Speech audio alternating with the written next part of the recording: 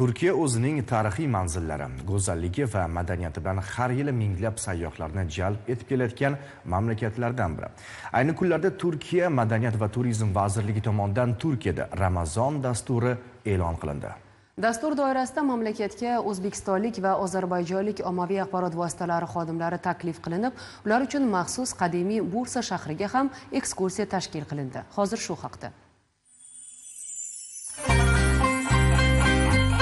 Istanbuldan 150 kilometr masofada tarixiy atmosferasi, shaftoli, kashtan va ipaklari bilan mashhur Bursa shahri joylashgan va u mamlakatdagi 4-yirik shahardir. Marmara dengizi sohillari va Uludag'adagi qishki kurortlar orasida joylashganligi sabab u go'zal tabiati bilan har bir tashrif beruvchida unutilmas taassurot qoldirishi aniq. Bursa har doim gavjum savdo markazi bo'lgan. Tarixiy jihatdan u orqali muhim savdo yo'llari o'tgan va aynan shu yerda Buyuk Ipak yo'lining qismi tugagan. Hozir ham ushbu bozorda tabiiy matolar savdosi faol yo'lga qo'yilganiga guvoh bo'ldik. Shahar tarixiga to'xtaladigan bo'lsak, u Usmonlilar imperiyasining birinchi poytaxti. Boy tarixiy va madaniy merosga ega. Ko'pgina diqqatga sazovor joylar Usmonli imperiyasining dastlabki davriga to'g'ri keladi. Qadimgi Saljuqiy va Usmonli aholi punktlari UNESCOning jahon merosi ro'yxatiga kiritilgan. Shaharda jurnalistlarning borgan ilk manzili Sulton Murod Chalebiy tashabbusi bilan 15-asr o'rtalarida barpo etilgan Murodiya majmuasi bo'ldi. Sulton Murod Chalebiy 30 yil hukmronlik qildi va uning davrida davlat katta muvaffaqiyatlarga erishdi.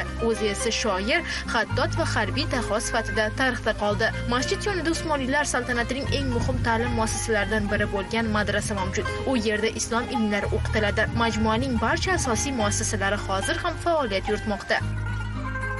Navbatdagi manzil esa To'pxona bog'i bo'lib, u Bursaning eng qadimiy maskanlaridan biri.